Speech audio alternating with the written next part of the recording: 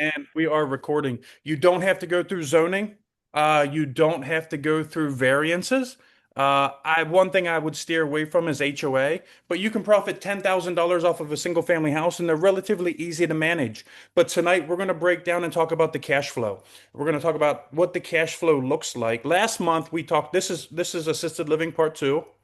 Last month, we talked about operations, marketing, licensing. We really dug deep and had a very educational conversation about what the intricacies look like to operate both types of facilities. Tonight, we're going to talk about how the cash flow breaks down, what it really looks like, and what you can expect if you're looking to own an assisted living, be an operator of an assisted living. And whenever you're an operator, you can be hands-on. We are super hands-on right now because we're going to grow this business and eventually we'll have 10, 11 communities.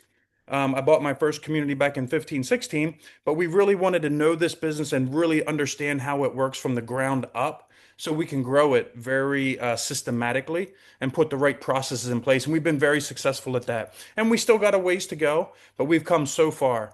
I'm so grateful for what we've accomplished. Miss Elsa Nguyen, are you here? I am, and I apologize because I'm on a kind of on the road Okay. right now. So Um, I am here. Okay, perfect. And first thing I want to mention, and I've already mentioned it a couple times, but now that we're recording, this business is not just about money. Yes, it's very lucrative, but providing a great place for seniors to call home. Supply and demand is awesome, meaning there is not much supply. There's a huge demand. Baby boomers, 10,000 people a day. 10,000 people a day. I'm going to repeat it one more time. 10,000 people a day turn 80 years old starting this year. 80 years old is the magical number where people start looking for assisted living. And I don't have the exact numbers off my head. You can Google it. But the amount of assisted living beds that are needed moving forward compared to what's available, compared to what's being built, night and day from multifamily real estate, meaning huge demand, low supply. Prices are going to continue to go up. That's why we're buying now because the properties will be worth so much more down the road. There's a lack of inventory. There will be a lot more real estate investors getting into this business over the next several years that I wanted to be early. I wanted to be first. I wanted to get a foothold and I really wanted to know, understand, breathe, eat, sleep this business now. So that's what we're going to be talking about tonight. And we're going to give the real side of assisted living. On these calls, we've had over 3,100 people register since we started doing these in 2019. I really want to give the real side of real estate. And I have a couple mastermind members and some of our coaching students on here for assisted living and multifamily real estate. And they will tell you that I really try to give them the real side of it.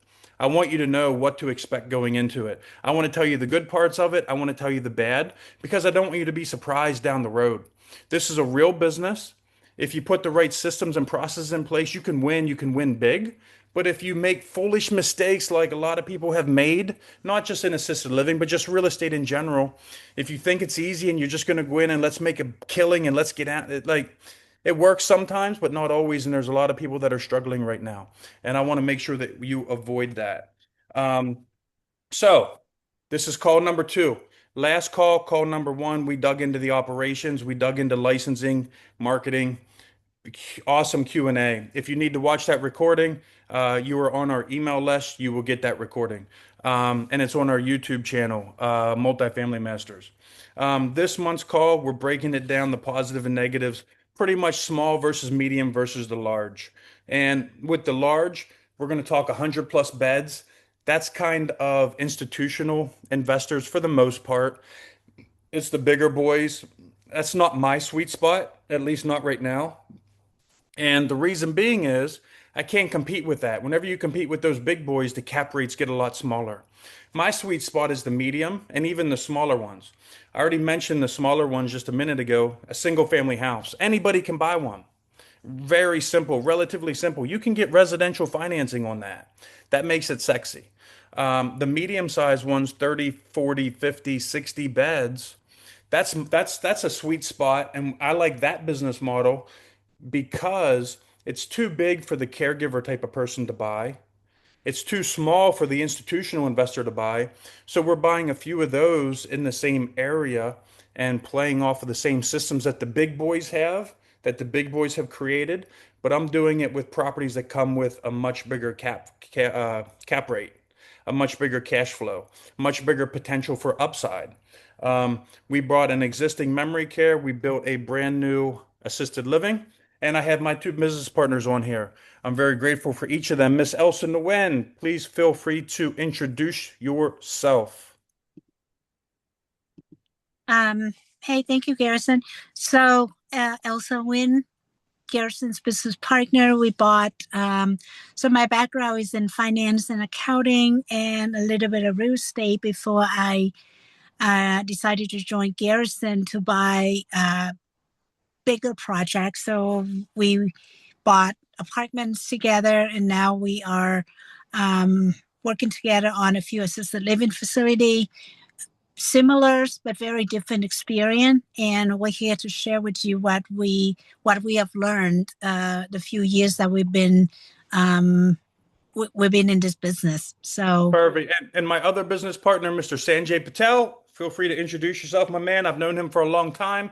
He's invested into apartment complexes and assisted living facilities with us. Hi, my name is Sanjay Patel. I'm a former software engineer. I used to be one for about 28 years.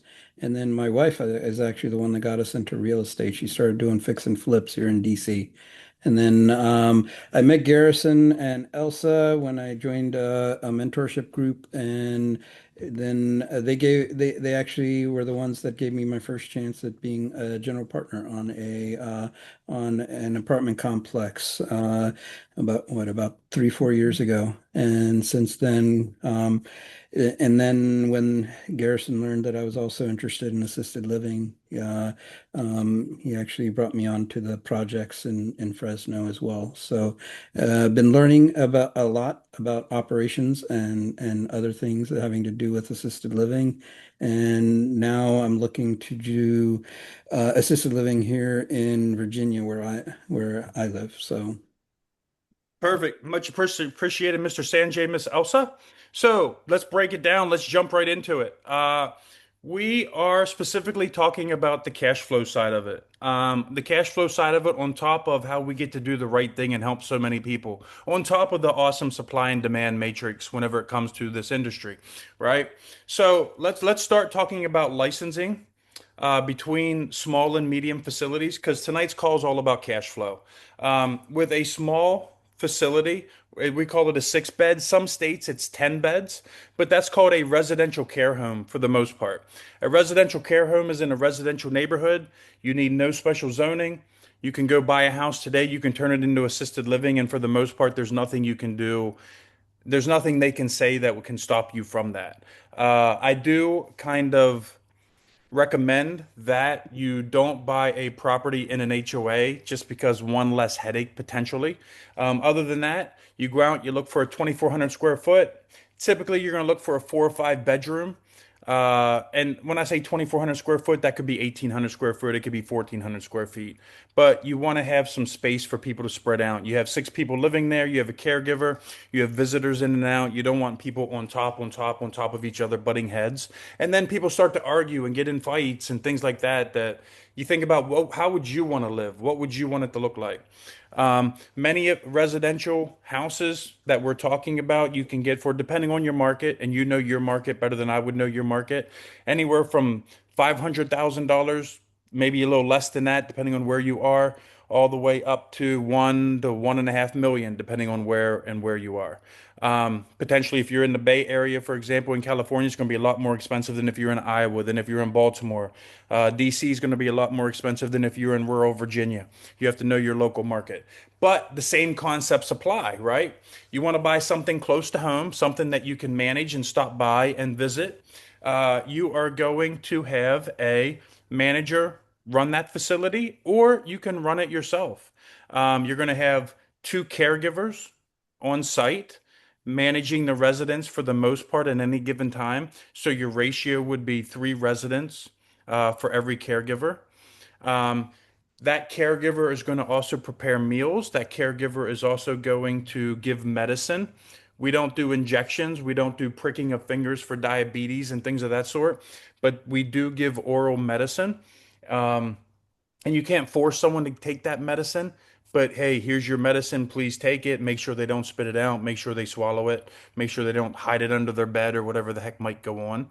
Um, whenever you're doing this business, whether it's small or medium, a lot of your residents are going to be people that can't live on their own because they either forget to take their medicine, or a lot of them end up they wanting to cook things and they forget they leave their stove on, and their kids end up recommending that they go to an assisted living, and they never want to go whenever it's time to go. They're always very reluctant. But several of our residents, and we hear this all the time, once they're in an assisted living, they end up loving it. A gentleman named Frank who lives with us at one of our communities, he just pulled me to the side yesterday. And he's like, "Man, I love living here." He said, "Man, you guys are like family. You guys are more like family than my real family." Um, so that's something very sweet and something to really think about. And that's really our big why, one of our big whys when it comes to this. But managing that size facility, there are positive and there are negatives, right? Elsa, anything you want to add before I talk about some of the positives and negatives? No. Okay. So there are positives and negatives when it comes to owning a six-bed facility. And you got to understand, you got to think about these that you if you have a six-bed facility, right? It's a small facility. You will end up cash flowing roughly 10, 8, 10, $15,000. That's a very realistic number, number one. But number two is you can either hire an administrator to run that community for you. But if you're going to hire an administrator and you're going to pay them 50, $60,000 a year, which comes out to be five, six, $7,000 a month, and your cash flows on top of that number, but that number comes out of your pocket. And so a lot of people who end up buying six-bed assisted living facilities, they end up buying two or three. A lot of people call it a three pack. You end up buying a three pack and you buy three of them within 20 minutes of each other, because then you're able to build a couple of systems and you're able to switch caregivers from one to the other and switch some things around and buy some food in bulk and do some things of that sort. Because one of the biggest drawbacks, so I just talked about some of the advantages, which is the cash flow, the ease of entry, um, low barrier of entry, very easy to buy, very easy to find that type of property. You want to make sure that you have no steps for the most part, or it's ramp accessible. You want to make sure there's no drop down living rooms, things of that sort. You want to make sure that the doors are 36 inches wide, handicap accessible. You want to make sure that the bathrooms are big enough you can get a wheelchair in there. You want to make sure that there's space and room for six people to live. And you want to check with local rules and regulations depending on what state you're in. Some states that rule is 10. Some states that rule is six. Most states it's six. Some it's 10.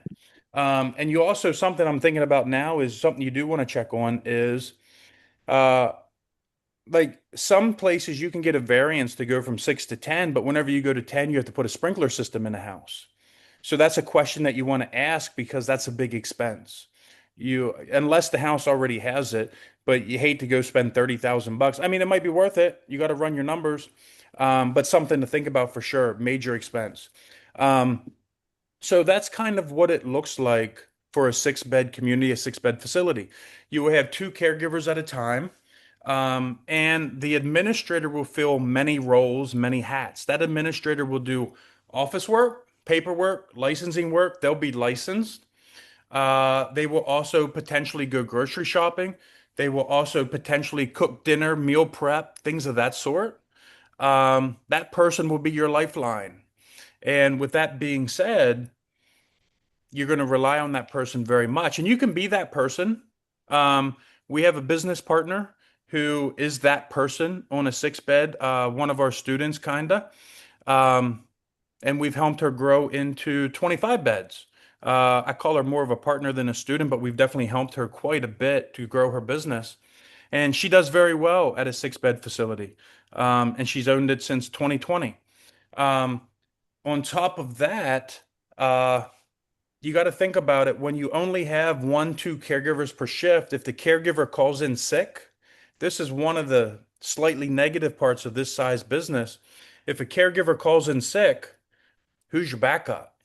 you have such a small staff that you don't necessarily have the payroll or the ability to have backups, and then potentially you got to step in, or you got to figure it out, or have a family member step in because you're going to need caregivers there 24/7, awake at night for the most part because seniors don't sleep. When I say they don't sleep, meaning it's 360 days a year, right? It's every day. It's morning, noon, and night. It's rain, sleet, or shine. There is no I'm going to take a day off type of thing. So just something realistic and real to think about. And a really sweet side of that small type of facility is there are less licensing guidelines to go by. Um, Licensing for the medium and the small, very, very similar. But with the small facility, you don't have to have an activities director. You don't have to have a dedicated cook. You don't have to have a dedicated med tech. Um, that's good and that's kind of bad, depending on how you look at it. But we really want you to understand the ins and outs of both of those. Now, that's a small facility. That gives you kind of an overview and an overall general breakdown of what a small facility looks like. And if anyone has any questions, drop them in the comments below. And I have some questions that we've already gathered from some of our coaching students, from some people on Facebook, and some people who emailed us some questions previously. But we're going to have a big Q&A at the end of this. Very informative. You can ask any part of anything about this type of business, not just what we talk about tonight. But if you have any questions about anything I'm talking about right now, right at this minute, feel free to speak up, raise your hand, whatever the heck that looks like. Um, and then now let's fast forward to a medium-sized facility, right? And that's what we own right now is a 30 bed and a 44 bed. They're awesome. Low, still relatively low barrier of entry for someone in real estate, but it's a high barrier of entry for a caregiver type of person. A lot of people who own six-bed facilities, the residential kind, they started out as caregivers. Nothing wrong with that. And they end up buying a house. They end up cash flowing a house. I know a lady, and this is a typical story. I know a lady who moved to this country to be a caregiver. She came to the country specifically to be a caregiver. She saved up her money because she lived at the residence. She didn't have to pay rent. She lived there, made money. She made good money, and she saved up her cash and she bought one house. She cash flowed that house, bought another house, and now she owns three of them. She makes $30,000, $40,000 a month, and she works very little. She created what we call that three pack. That's a very typical story. She went from caregiver to owner. Um, and there's a lot of caregivers that do that. That's a big competition. That's the biggest probably form of competition in that size property. That's who you'd be bidding against, and that's who you would be networking against. And I don't want to use against, but that's who you'd be out there, and that would be your quote unquote competition. Um, the medium-sized facilities that we buy, they're a little bit too big. They're quite a bit too big for most caregivers. We buy properties that are in the $5 million range, which is still small for the apartment building world, and we're able to cash flow roughly $30 to $50,000 per property. So that's the medium size. The small ones we just talked about, $10,000 per property.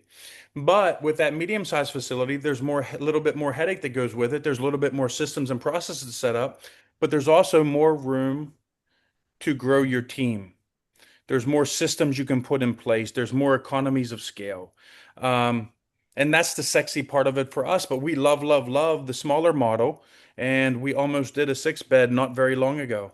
Um, with that medium-sized property, the difference is we have two administrators. We have an executive with our administrator, her title is executive director. Her assistant's title is assistant executive director. Those two run the facility. And then we have several med techs, but we're just talking about per shift right now. So we have one med tech per shift. That med tech does nothing except hand medicine, talk to pharmacies, order medicine, do the refills, make sure that everything is moving smoothly from that perspective. They coordinate doctor's appointments and things of that sort. We also have a cooking staff. We have one person who cooks breakfast, lunch, and dinner. They provide the snacks in between, and they're all home cooked meals. We have a very commercial type of kitchen. I just bought a new stove for that facility. Just that stove alone was $13,000 plus $3,000 for the fire sprinkler suppression system changes I had to do because the new stove is slightly different than the old stove. So that's $15,000 just for a stove. I don't say that to scare you. You make more money, but there's also bigger expenses and bigger things you got to think about with that size facility, but still very, very doable. Um, so you have the med tech, you have the uh, two administrators. You also have an activities director. Stephanie, our activities director, has worked here for 10 years. She started out as a caregiver. She now is kind of head of all the games and all the fun stuff and the balloon volleyball and the coloring books and the puzzles and the games and all the fun stuff that goes on throughout the day because both facilities, you don't want your residents just to sit there, watch TV, and become a vegetable. You don't want them to just sit in their bedroom and become a hermit. Once you become a little bit of a hermit, it escalates very quickly. So the goal is to get them out of their room, socialize and function with everybody in our main common area. We have a library area. We have a Oh, little barber shop area. Go ahead, Elsa. oh, sorry. No, I'm good. Okay. We have a big living room area, a big screen TV, and for the most part, everybody gets along. Sometimes there's a little discrepancy and a little headbutting that goes on, or I'm just using random examples. Bill gets in an argument with John, and those two don't talk for the next week or two, or whatever the heck that looks like. Um, but the beautiful size about that size facility is you have more room for error. Meaning, if we lose a couple residents, we don't necessarily notice it as much. We charge roughly $7,000 a bed, and we're still below area norms. Other people for a very similar facility, very similar uh, property and amenities, they would be charging 9,500, 10,000, 11,000. And we might get to that point at some point in time, but our goal in our business model right now is provide very affordable without slacking in the amenities. And we have available beds right now, so we don't want to turn a lot of people away. Um, so those are kind of the two biggest differences is the staffing for each community. And a lot of people who run the small community, they don't have an administrator because they want to put that money in their pocket.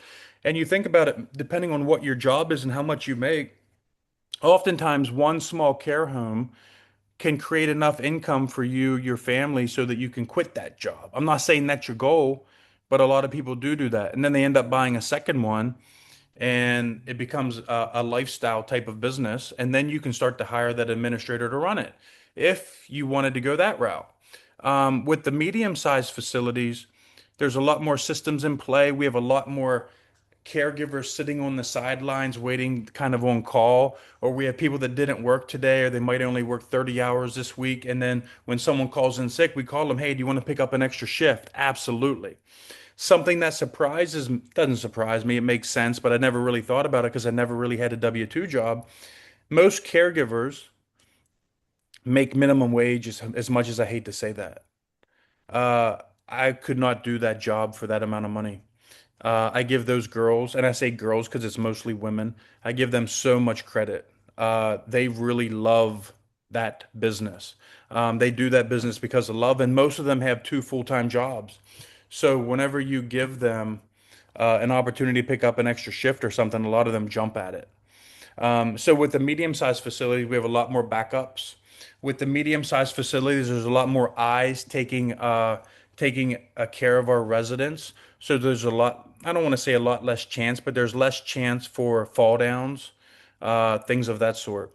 Whenever a senior falls down, they tend to break a hip.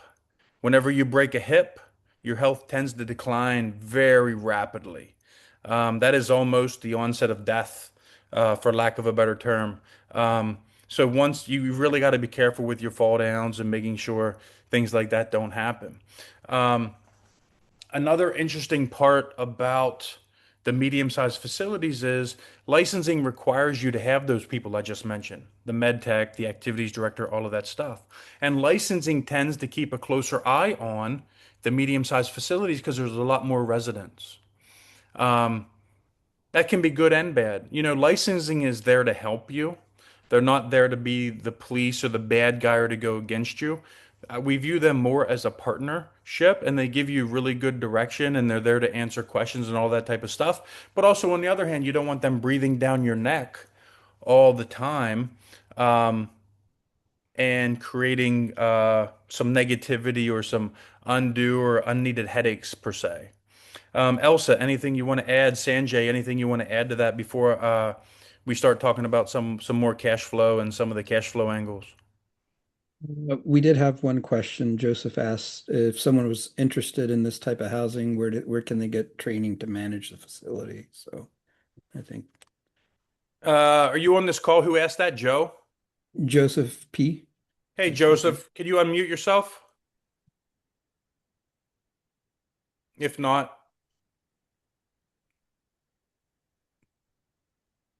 um, so I'm not real sure what that question exactly entails. So if you want to own a 6 bed facility or a 30 bed facility, just like any other business, surround yourself with people that do this business. Oh, he said he's using a desktop. But surround yourself with people that do this business. Um, Meet some people in your local market, and they're not going to be 100% resource for you. We have a lot of coaching students that do this business. I'm not here to push coaching by any means, but we really look over your shoulder. We have one-on-one calls, 24 of them in a year, and we really show you our businesses. We get you on our asset management calls. We want you to understand what it really looks like from the inside, and we're there to answer all questions, any questions, and guide you down the path. And it's crazy affordable because we're looking to build partnerships long term. And I'm not here to push that, but I don't know. You can't just go read a book and learn this. There are so many little intricacies that it's it's easy, but it's hard. It's difficult, but it's easy. And that's a catch 22. It's not rocket science. Anyone can do it, but also if you make a mistake, there are severe consequences. Potentially people die. A lot of seniors tend to wonder. So there's a lot of systems and a lot of processes in place, and there's a lot of things that you just don't know unless you're hanging out with people that do this business all the time. Like, for example, I've interviewed 600 caregivers just to hire 25 caregivers at our new facility. I interviewed 600 of them because I'm very careful with who I surround myself with. And I actually hired probably 40 of them, and we've had 15 of them quit, not work out. We let them go, whatever that might be. They seem good day one, they don't seem so good day 21. But we have this whole system for hiring, we have a whole system for finding residents. A big part of this business is finding residents. You want to keep your beds filled up, especially in the 6 bed model that we just discussed. Because just like a small apartment building versus a big apartment building, a small apartment building, if you have 4 apartments and one apartment moves out, potentially that's all your cash flow. Same with assisted living. You have a 6 bed house. If one person moves out and you don't fill that bed up relatively quick, and you don't have that wait list, and you don't have that network build out, you don't have those marketing channels ready to go, that bed sits vacant, and potentially you're breaking even or making very little, because sometimes one resident is six, 10, $12,000, and that's the cash flow that we're talking about. Um, so there's a lot that goes into it, but it's also very easy at the same time. Um, but anyone who's interested in the coaching part of it, feel free to reach out directly. We'll put a link in the bottom later on. I'm not here to talk about that. But in terms of resources, just to learn this business, we go to tons of conferences. We network with tons of other owners and operators. They all want to help you, but none of them will give you the true, real story because they're busy. They're busy working on their business. They can't hold your hand. Um, and we have the systems and processes built up to help that. Um, Both are great business models.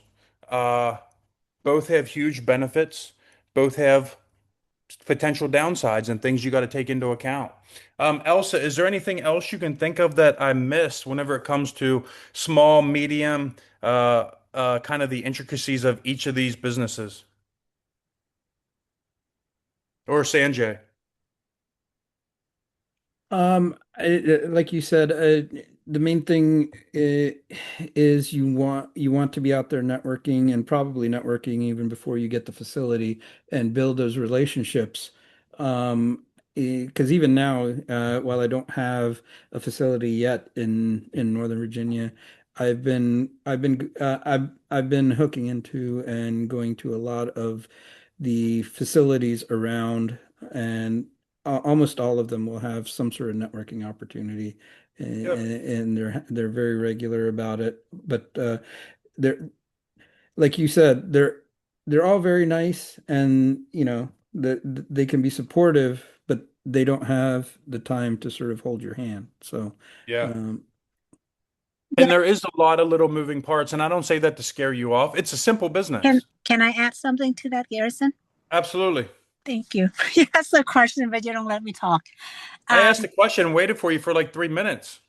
well, Sanjay was talking, but anyways, so I know we have different we have different people in here with different goals, and there are multiple things that we can generate cash flow in this business.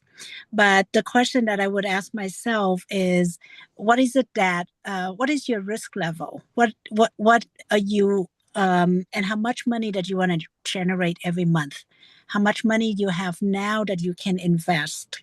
And then from there, we can come up with a plan on what would be the best case scenario for you, whether it's a six bed, a 50 beds facility or 200 beds. A lot of people do, a lot of people who buy bigger facility, they don't do it by themselves. They have investors. They come with other people, they chip in, and they'll buy a bigger facility. But if you want something that you want to have full control of, and you just want making $8,000-10,000 a month, then six bed might be a good fit for you. If you want to, go for more of a, instead of having two or three six-bed facility and spread yourself thin, maybe doing it 30, 40 beds and just focus on one rather than two or three different ones. I know people who open a six bed and they go, well, you know what? It's pretty easy. I can go and open up another one. So now they run two houses, or even three houses. I even know somebody do even five, six.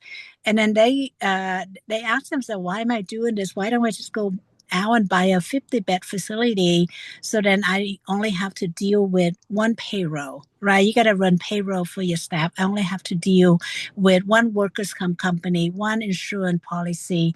So those are the different things that you want to think through before you decide what would be a good fit for me. And then we're here to guide you in however we can.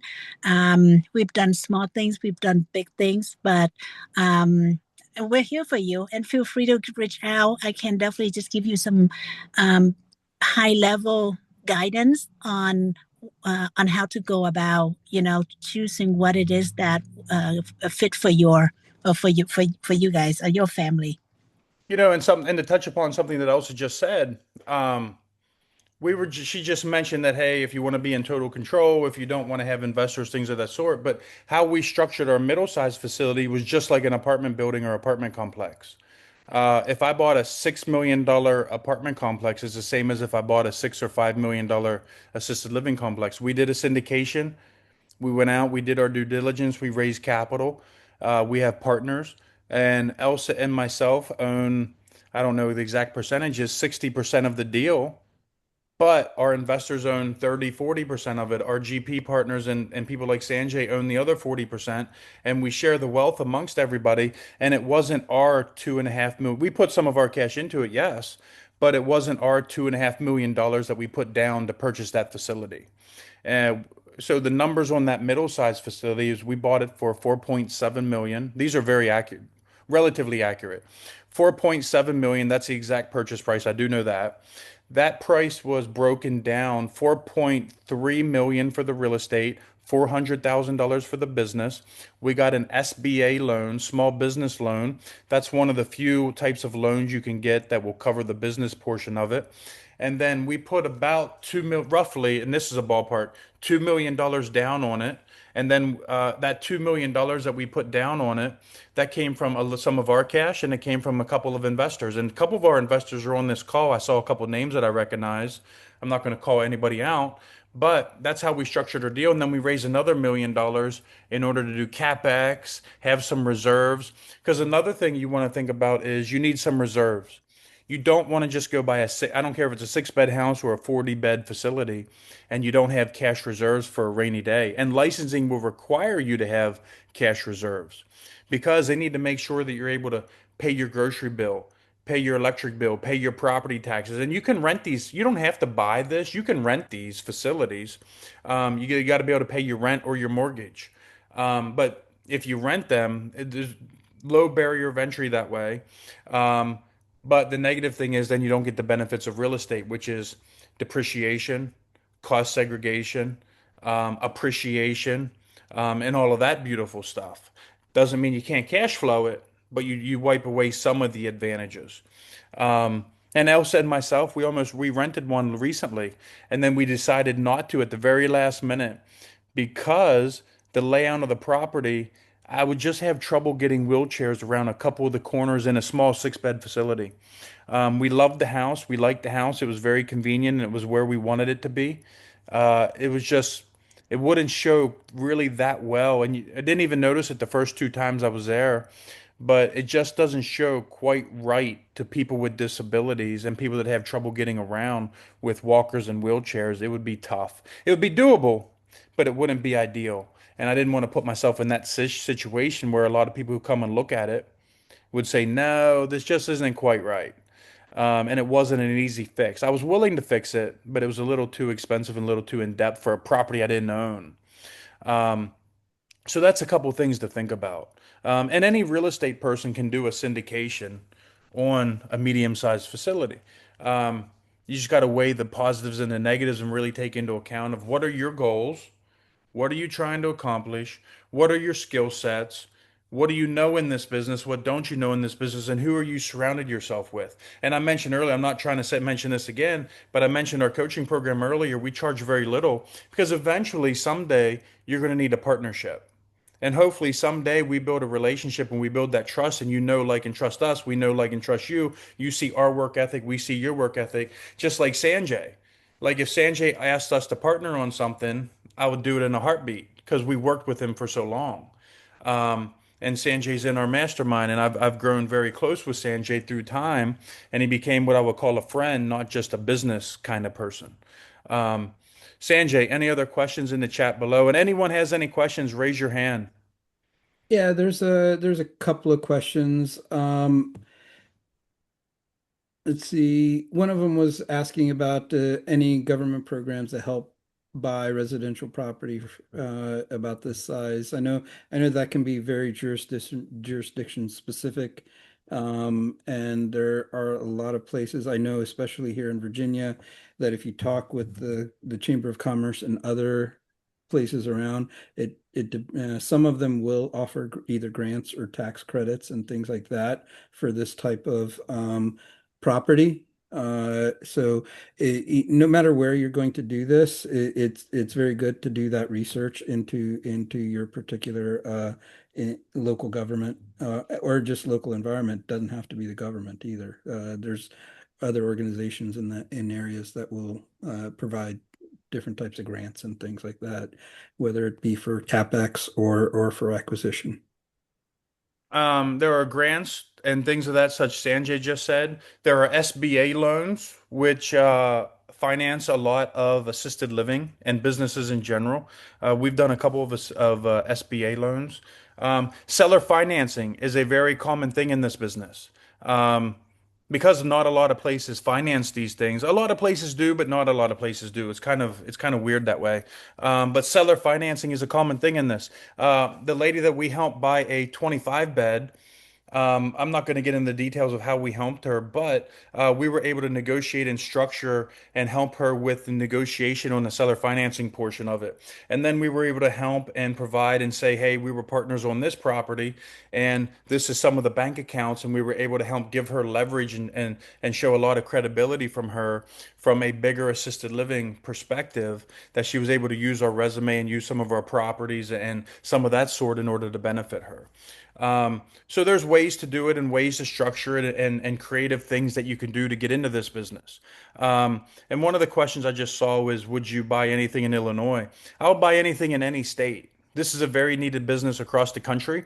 Um, a year ago, no, I shouldn't say a year ago, a couple years ago, if you would have asked me, would you ever buy something in California? I'd say, hell no.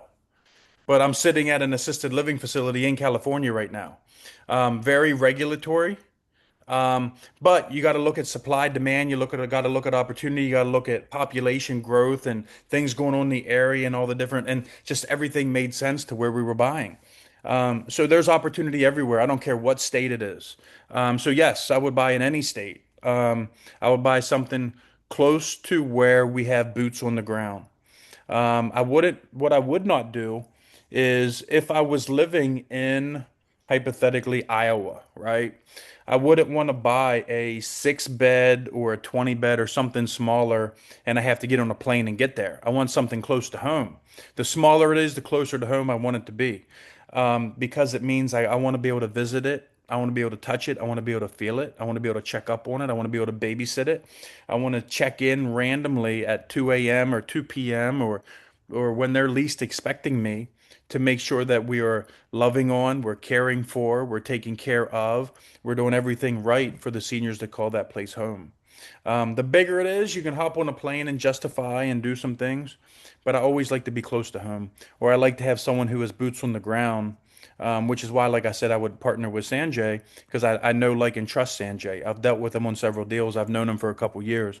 I see how he works. He attends our mastermind calls and coaching sessions and all that stuff, and he asks questions, and he's very knowledgeable and very informative, and we've grown a lot together. And he's someone that I respect. And I got a lot of other people in the similar boat to that with that. Any other questions, Mr. Sanjay? There's one question about process for either eviction for non-payment or anything like that. And do we have any actual experience with that? We do have actual experience. We just evicted someone, and I hate to say that. Hate to say that. And I'll let Elsa dive into this one a lot more. But we inherited a resident. And so I'm a real estate guy, right? The writing was on the wall. I don't know if Sanjay, if you remember this or not, when we first bought that property, I was like, we got to get rid of this person. Hmm. There's too many made up stories. But the old owner that we bought it from was like, no, they're going to pay. They're going to pay. The daughter's going to pay. The daughter just tried to commit suicide. She's in the hospital, but she's going to pay when she gets out. It was just one story after another. Uh, and I told the managers, the SBA loan made us hire a manager to manage that facility. Then we ended up letting that manager go. We still have a good relationship with him, but we let him go very early uh, because they weren't just our style. We're very hands-on, and we wanted things done a certain way. And it's good that we did that. But the manager was like, "We're going to pay. Let's figure it out. Let's figure it out." Things. I'm like, "That's not how this works." Like I've heard stories. When I was 21, I believe anything anybody says. I'm going to pay you next week. Awesome.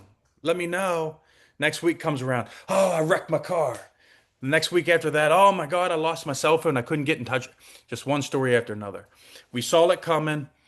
Um, the eviction process took us 10 months to evict someone out of our facility. We had to get a lawyer. It cost us probably 10 grand. The sheriff had to come, and the sheriff was even confused. How the hell do we do it? The owner I purchased it from, she's owned it since 1991. She's never evicted anybody. And if we didn't take over, this guy would still be living there. His family kept every dollar of his. They avoided our calls. One story after another. The sheriff did not know how to do the eviction. We had to explain, we had to get the information from our attorney how to do it. And some attorneys wanted $25,000 to do it. We found an attorney that did it for, I don't know the exact number, Elsa will know, 5, 7,000, 4,000, whatever that number was, so much cheaper. We had to ask the attorney how to do it, and then I would tell the sheriff how to do it. The sheriff first originally came and said, no, we're putting him out on the street. I'm like, this guy has dementia. I don't think you can just put him out on the street and just let him wander around. So they ended up eventually picking him up in a ambulance and taking him to a hospital. And we had to get the ombudsman involved. We had to get licensing involved. We had to get a lot of approvals. We had to have conversations with the place that he was going to. But Elsa, go ahead. What did I miss on the eviction part of? And Elsa, I'm not trying to do all the talking. I just know that I know what you're doing right now and where you're at. So I don't want to. have you speak too much if you don't want to, if you can't. No, it's okay. I can talk. Um, yeah, eviction is a very painful process that we have to go through. Unfortunately, you don't get to evaluate their financial situation when you admit them to the facility, right? Like we don't get to, we can't ask like how much money they can just, you can ask them the question, but you're not allowed to verify it. Like you cannot ask them, show me your bank statement to see how much money you have in there. So you kind of just have to go with what they tell you and you make a decision whether or not you're going to accept them or not. Um, I would be, uh, if I if I were to do that process again, um, and there are some things that we can do to kind of just stop it from waiting it for too long because we waited and waited and waited. And by the time we hire an attorney to start the eviction process, we were already 5, 6 months into not getting pay. And in the eviction process, at least here in California, would take another 3, 4 months. So, we're looking at almost a year without getting pay. I would serve them notice right away if they are late. So usually rent is always due on the first, right? So if they're 10 days late, I would serve them eviction notice. Unfortunately, you're gonna have to do it just so then they know, like, hey, you gotta work on this. And every eviction notice, whenever you serve, you need to let licensing knows because they're kind of like the police. So you gotta let them know. Hopefully by doing things like that you're keeping, so 3 month, three eviction notice, nothing happened, that's when you need to engage somebody. If you don't want to file the eviction yourself, you should definitely look for an attorney, and I would look for an AOF attorney who knows how to handle eviction process for the senior because they're very sensitive. It's not like an apartment where you just evict a tenant. That's very easy. When it comes to the senior, because they're protected class, you want to deal with someone who's well versed in that area. But that's what I would do. I would start the process sooner, and so so with the gentleman that we evicted, um, they did not end up. I think initially the sheriff was gonna take him to the hospital because we were at the point where we couldn't get the hold of the family. They just completely abandoned him, and so the sheriff was gonna put him in an ambulance and take him to the hospital. Then finally, he was able to get a hold of the family, and family members went to a different assisted living facility, and told them that they have someone that they want to move there, so they moved him from our facility to a different facility. Unfortunately, I think they're going to do the same game. They're going to play the same game again with that assisted living facility because they do collect his social security money, and the least they can do is use that to pay us, even though it isn't enough. But at least it's something. But they don't, so they keep all the money, and So in essence, they committed fraud from that but there's standpoint. nothing we can do, and unless the resident complain or something, like nobody cared to do anything about that. There is not an organization out there would go after family member and say, hey, you take this person money, you're supposed to use that to pay for his care. They don't. So um, just the family members are not, they just don't care enough to do Yeah. that. And they know that we can't just put them out on the street. So and because of the old owner, they got away for a year with free rent and free food and free medicine management and all that stuff. So good for them for figuring out a hustle, right? Um, but with that being said, let me now kind of shed the good part of this business, a good part of evictions, which is I reached down to so many owners that I know, so many administrators that I know who have years and years and years of experience. Not one of them have ever done an eviction. None of them could help me. So I'm happy that we figured it out. Number one. Number two, I'm happy that it's not a very common occurrence. Like I told you just a minute ago, the lady who owned it since 1991, her family, they never did one of them. So it's very rare. but it's very detailed if you do have that situation arise. And we inherited that tenant, and it would not last a year if we had our way and if it was us doing it from scratch again. Um, so I don't want to dwell too much on that part of the business. What other questions do we have, Mr. Sanjay? One of the questions is sort of a follow-on to that is instead of evicting, did we explore other options like using Medicaid or something else? So, We did, but the family was non-communicative with us. So if you can't talk to the family, you can't sign them up for different things. Um, or we could have potentially figured something out. We had a couple game plans we wanted to do and some programs we wanted to utilize because we deal with private pay individuals and we deal with a lot of government pay and insurance paid type of programs. So that's something we wanted to do. But when the family avoids 100% of your calls, it makes it very difficult. okay. And switching gears, another question. Do you have any input on buying land and building a medium-sized facility? Are there some key things to keep in mind? We did that. We did that kind of. This one is a new construction built 2024. Um, the positives and negatives. If you're brand new to this business, I don't recommend it. Unless you're bringing in someone who is very knowledgeable locally that's going to run it for you. Something we learned is it was very difficult to create the processes, the systems, the marketing, the network, the reputation, the name, the logo, the everything from scratch. We inherited nothing. And now that's the negative side of it, right? And this was literally 2, 3 years of my life being here. Um, I lived in an RV in the parking lot while we constructed it. It was a pain in the ass, and it's very hot in Fresno, California. It's desert-like, 115 degrees in the summertime, and I'm in a metal box in the parking lot. And I had AC, and it was nice and kind of luxurious and all that stuff, but it still sucked. So that's the negative side. The second negative side is it's a lot of capital for your holding costs during that process. We're spending 15, $20,000 a month in holding costs, month after month after month after month after month, on top of real estate projects. When you're constructing something, they never go as expected. They're never always on budget. They're never no headache. And oh, look what I built. Like there's always a story. So that's a negative part of it. The biggest thing, and also something to think about, is I came to a city. Elsa doesn't live here. I didn't live here. We came to a city where we didn't have anything, right? Um, and so once we were done with the construction, it was very hard to fill this property up. And this is why I said you want to partner up with someone local then, because whenever we would go and tell people, "Hey, I got a new assisted living facility," like, we don't know you, Garrison. We don't trust you because we don't know you. You haven't been here very long. Like, how do I know that you're a good person? It was that kind of mentality, which was very tough.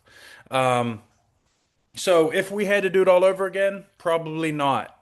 But that led us to buy the next community, and together they were very well versed. And what we learned was this property benefited from that property. That property had a great reputation since 91.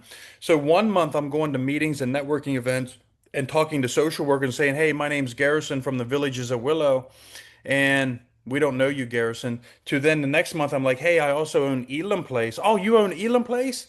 That's been around since 1991. That place has a great reputation. Okay, yeah, we'll give you a shot. We'll do this. We'll do," and that led to and snowballed into good things.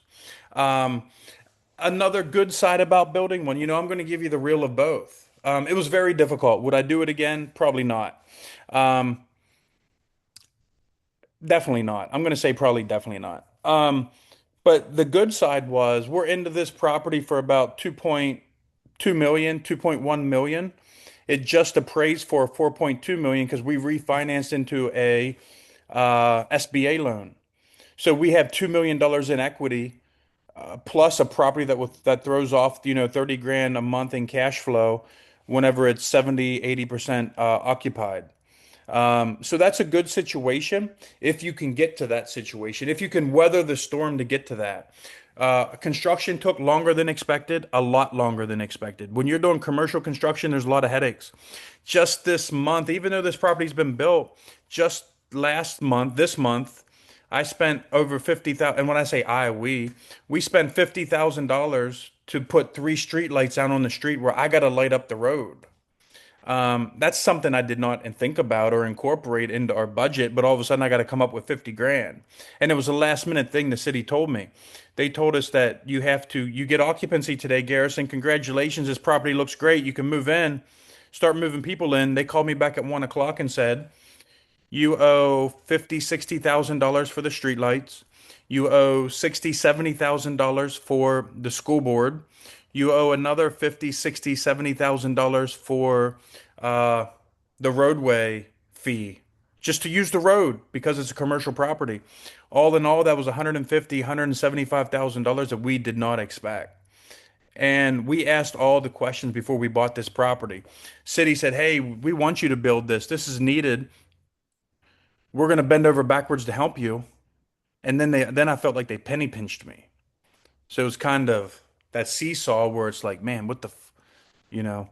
So that's a little bit of the ups and downs. But we created 2 million in equity, even after all the holding costs, and we have a good cash flow.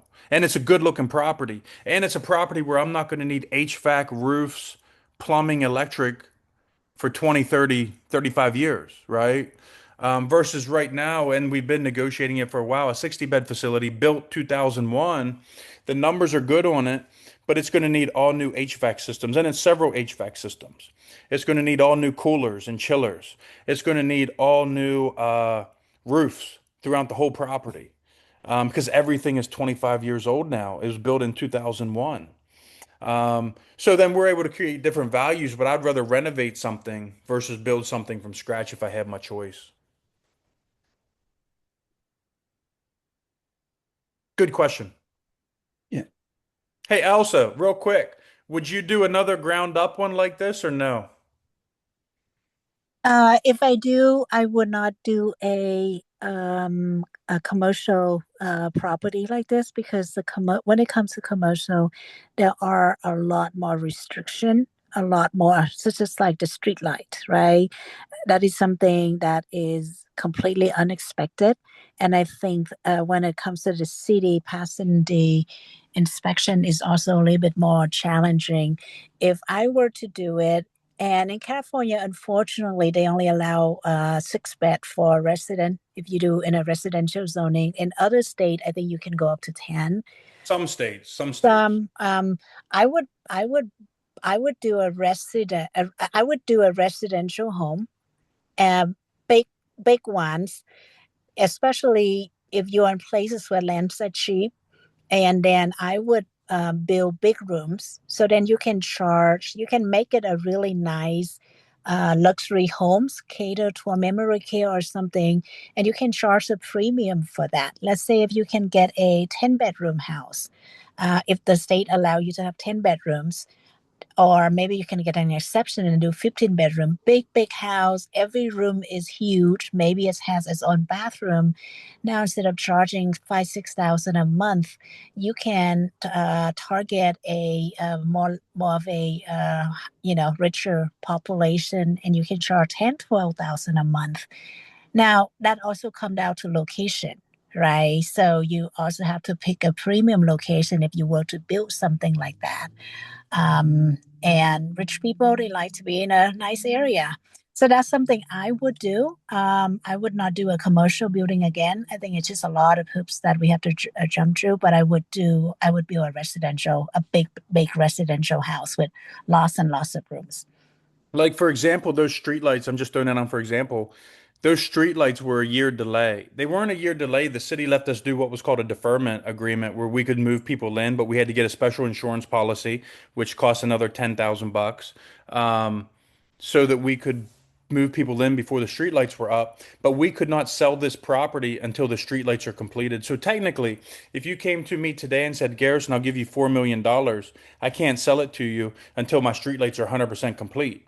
And they've been complete. They've been built for 2 months now, but I'm still waiting on the city to give me the final sign off so I can close up the sidewalk out in the front of our property. Um, And is that going to be another 1 month, 3 months, or whatever? So we were forced into a position that we had to refinance out of our bridge debt that we bought this property and constructed this property with. And bridge debt is more of a short-term loan, and we had a probably an 18-month term on it, and then we got a couple of extensions, which the extensions cost us points. So you got a lot of extra fees and stuff added into that. What other questions do we got, Sanjay? Um, looks like uh I think my friend Nick, uh, he was in our mastermind. I think he asked a question below. I thought I saw it come up on my screen.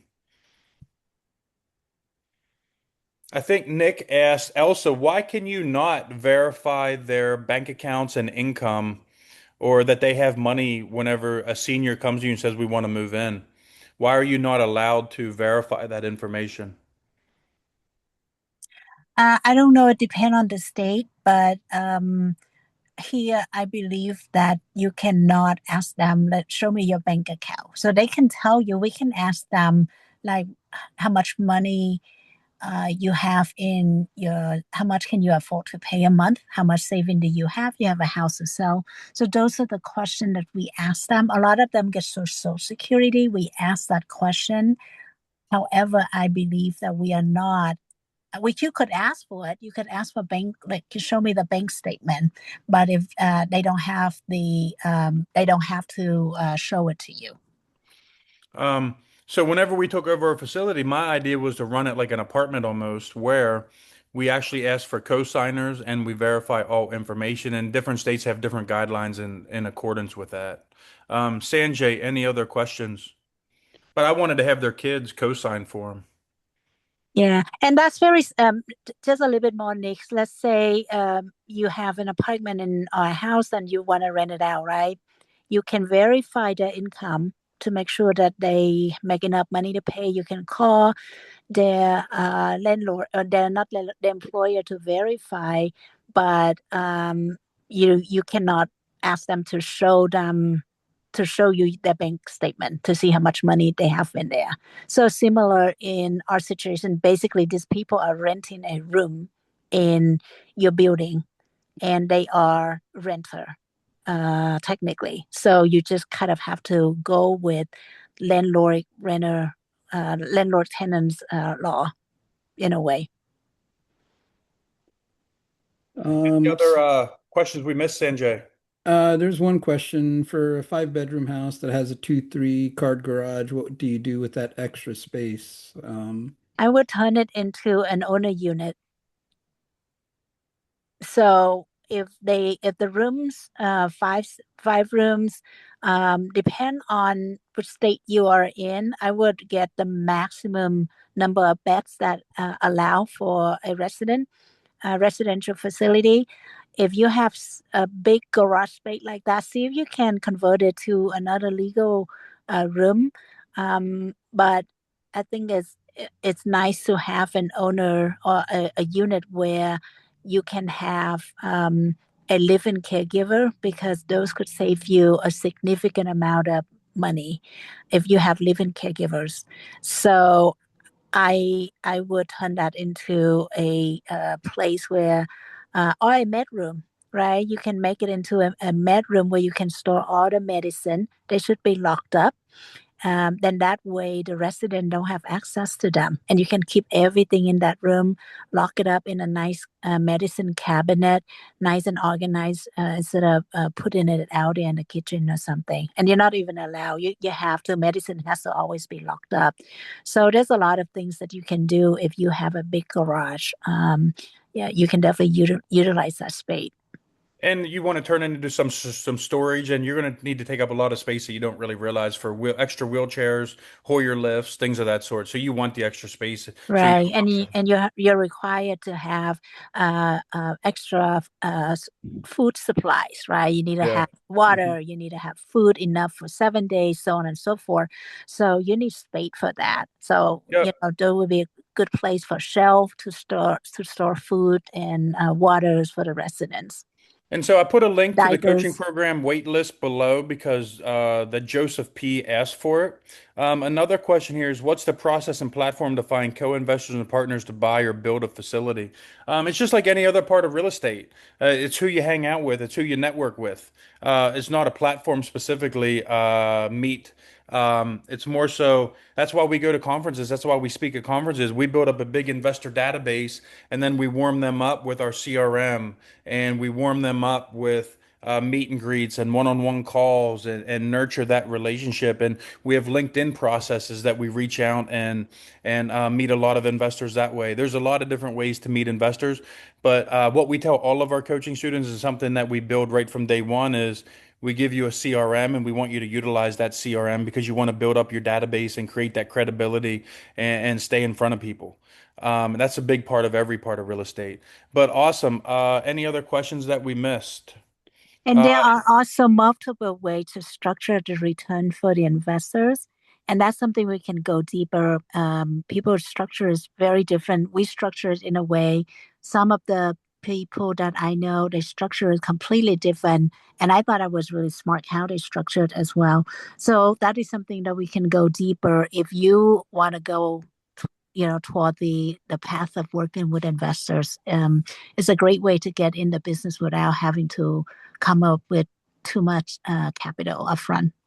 and a question here is, are any states you prefer to not to do alpha in?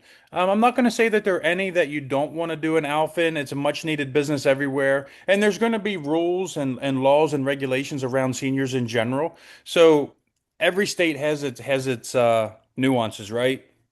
You just got to know and learn and figure out what they are and figure a way around it. Just like California, I don't want to be a landlord in California, but I'll be an assisted living owner in California because the process is very similar across the board. Now, it's different across the board, but in general, it's a very protected class of citizen.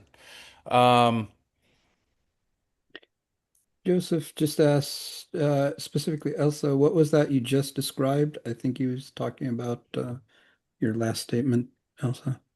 I think I talk about structures, the return for the investors. Okay. Is that right? Yes, I think so. It's just different ways of, I think, different types of structures that you can either get passive investors or joint venture folks to invest with you, depending on, and there's a lot of different ways that you can Yeah, structure deals. yeah. And and that's there's the a bunch of beauty different about ways to the structure every real estate deal. But go ahead, Elsa. Mhm.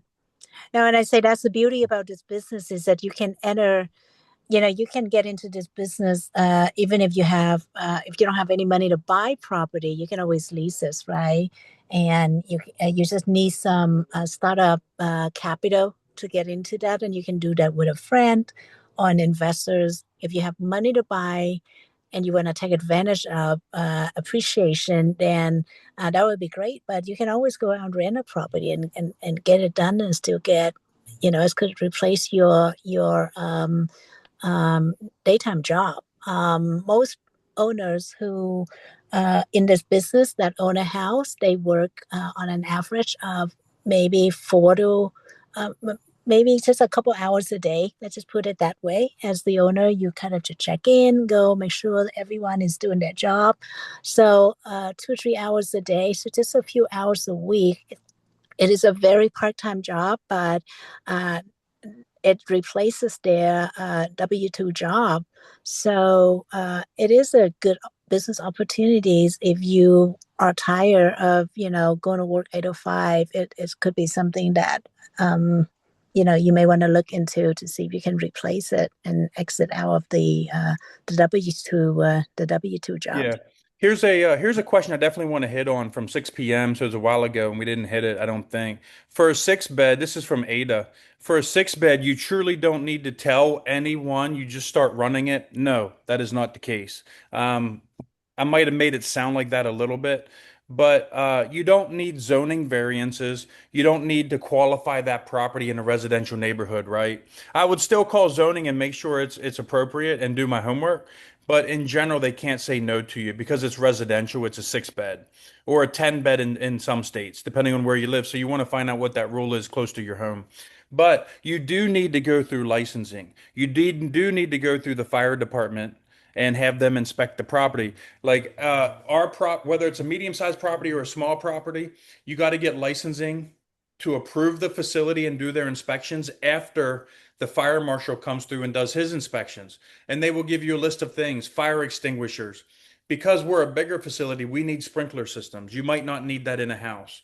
But they're going to look at different things like that, fire doors. They're going to make sure that the doors are 36 inches. They're going to make sure that you have a front door and a back door and a way for people to come in and come out. So even for a house, you got to have three ways in and three ways out just in case there's a fire. So you can have non-ambulatory people that are in wheelchairs. So you still got to get the approval from the fire company, but they can't say no to you. They just give you a list of items you got to correct. And that's why you want to know your rules of whether or not you need to have a sprinkler system for a 6 bed or a 10 bed or a 12 bed or whatever the stepping stone is in your local area. And then after that, you get licensing to come in, and licensing will inspect this property just like people are going to live there tomorrow. They want you to have food, certain amount of food, not fresh food, but like boxed up food. So if resident moves in tomorrow, they have food to eat. You got to have paper towels and napkins and soap and all your knives put away and your locking cabinets and all your chemicals got to be put away and there can't be hazards and golf clubs and stuff like that sitting around. It's got to be safe and it's got to be ready to move in tomorrow for when licensing comes through. You got to have you see behind me, you see the paperwork on the wall. We got to have that in every property. That paperwork, there's a bunch of different paperworks there, but it's a copy of an admission agreement. It's a copy of our exit plan if there's a fire for the whole community. And if it's just a 6 bed house, it's a copy of how do we get the hell out of this house and where do we all go meet. Our menu is there, our activity schedule is there. There's a big sign on the wall that says, "Hey, if you're being neglected, if you're in trouble, here's the phone number that you call." Our menu is there. What are we cooking this week? What are we cooking next week?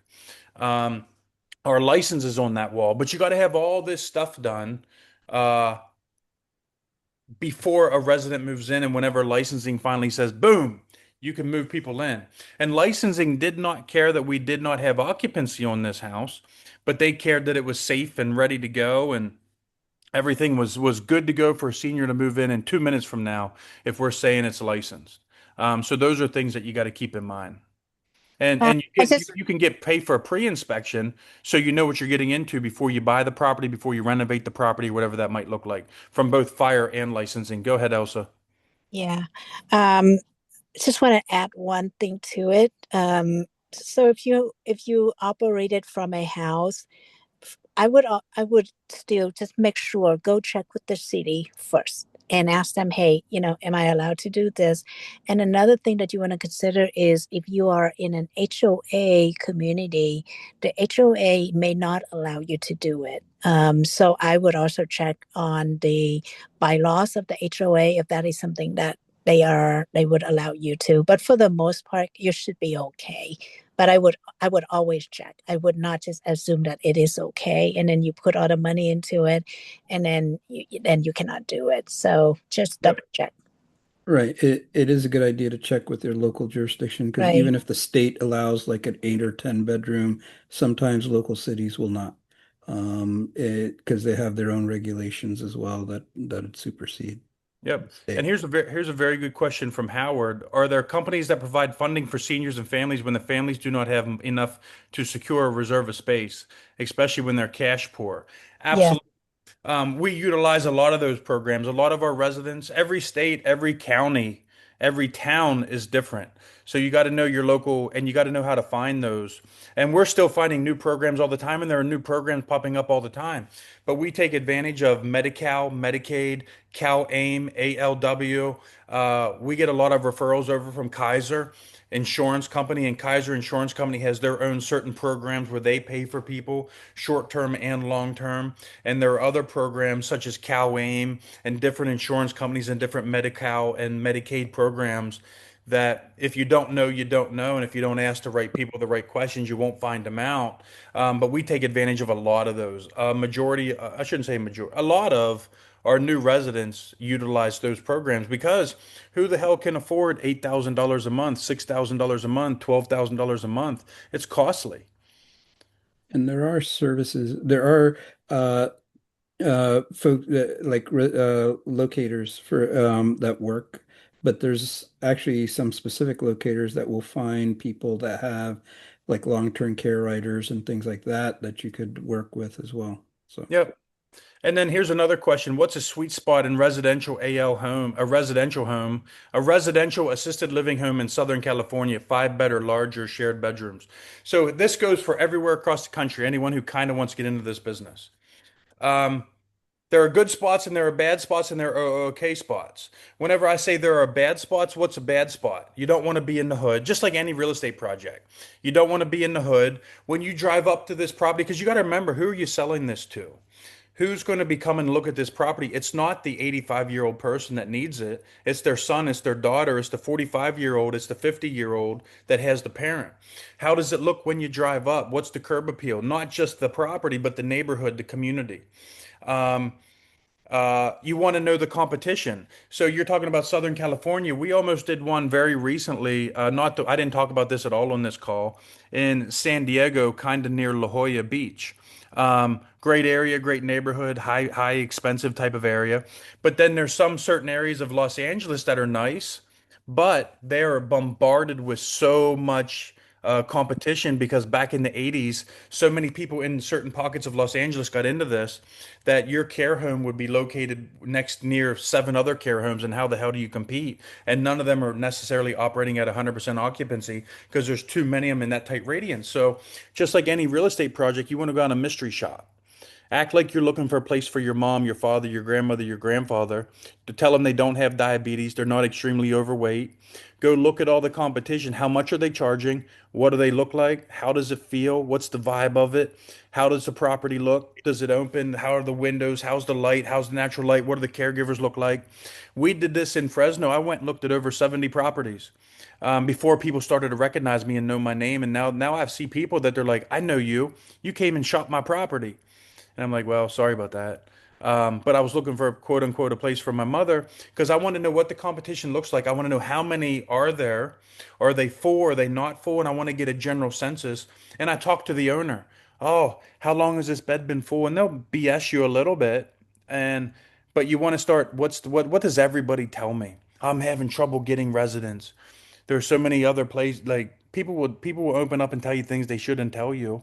And you want to take that and maybe each person's not 100% accurate, but if you start hearing the same thing over and over and over again and nobody's full, nobody has a wait list, maybe that's not the neighborhood I want to do, right? And you got to think about this that most of the time, two things. Seniors want to live close to where they've lived forever, or they want to go back and live close to where their kids are. Um, you don't want to be in that young, hip, vibrant neighborhood, party neighbor. That's not it. Even though you find a good deal on a piece of real estate, maybe it's not ideal. Use common sense. One more time, surround yourself with people that know this business, do this business, so you can ask the right questions, things of that sort. Um, so how do you analyze whether a town or city has enough RCFE or ALs? Kind of what I just mentioned. You got to go out and mystery shop, act like you're looking for a place for your mom, your dad, your grandmother, your grandfather. What are they charging? What do they offer? Are they full? Or are they not full? Go look at all of them. Ask Mm. questions, dig in, start acting like you're a business person, just asking general business questions. Be friendly with the owner because on those smaller ones, uh, you're going to normally be meeting the owner. How difficult is it to keep this place filled up, man? I'm so happy you got a vacancy. Is this common? You don't just come out and say like, "Huh, you got a vacancy." Is it always, you got to figure out a way to word it and a way to angle it. But that's mystery shopping is a big thing in this business. If Yeah, I a if I lot could Go, of add, go ahead, city. Elsa. Go oh ahead. sorry, I'll just add a little to that. I would do a research. Just go online and do a research on the demographic of the area Yep. to see what the population is. You want to see. You don't want to see people.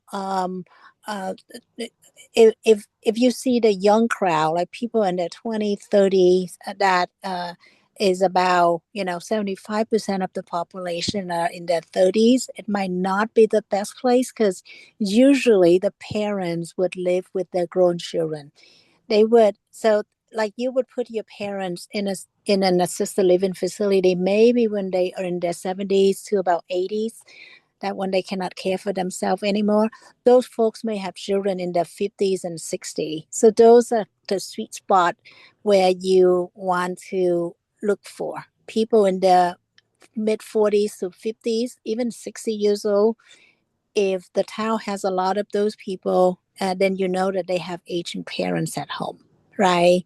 And then every every licensee. So basically, if you open a care home or open an assisted living facility, it's all public record. I would go to the state licensing website, do a research. You can just do a search to see how many assisted living are in that area, in that city. You know, in Fresno, you can easily go to the Department of Social Services and do a search, and then you get a list of how many properties out there, where they are at. All of those are public information, and you can zoom in and say, oh my God, this little block right here already has 10 homes. I don't think it's a good idea for me to put another one in there. So those information out there, you just Google it. It'll give you a lot. And I would definitely start from there. If you're going to go and open a house, I would start from doing that basic research first. Also, a lot of cities and a lot of counties have departments of senior services and things like that, and they will also help to offer a lot of those demographic information as well as facilities and things like that. And if you have contacts with like some of the folks on the boards of supervisors and things like that, they'll let you in on what the master plan is for the city, and they give you an idea of where they're envisioning where the city's going to go, and that can give you an idea of where you can look for properties maybe before as sort of early on before others start getting there. And some of the stuff we're talking about right now is actually our topic for next month's call. Third Wednesday of the month, December 17th, right the week before Christmas. How to start an assisted living business when you have no idea where to begin, and things that you need to think about, questions that you should ask when starting an assisted living business. So if this is something that you're really interested in, it'd be very informative. Third Wednesday of the month. You already registered for this call? Same link. You're already registered once, you're registered for all of them, but that's what we'll be talking about next week. Other than that, we answered all of the questions below. Appreciative of my business partner, Miss Elson Nguyen, Mr. Sanjay Patel. We do this every month, third Wednesday of the month. Next month, Assisted Living Part 3, Senior Living Part 3. So we look forward to seeing you then. We hung out for about an hour and a half tonight. We came a little overboard or a little over time frame, but I'm super appreciative of everyone who stuck around. Thank you guys. Thank you. Thank you. Thank you.